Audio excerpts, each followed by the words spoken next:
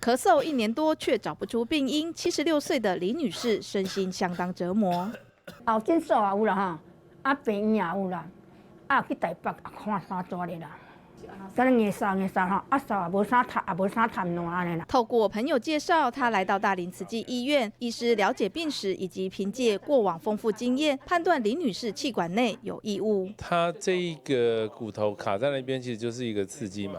所以病人其实都是咳，如果用力咳动了，他有时候会出血，所以有的人会用稍微有血丝痰来表现。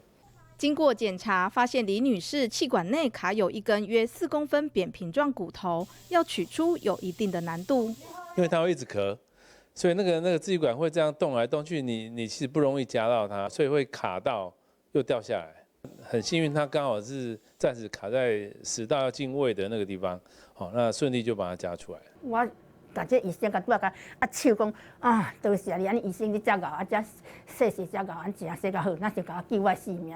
医师提醒，吃东西最好以碗就口，不要吃太快，也不要边讲话边吃，才能预防异物进入气管内。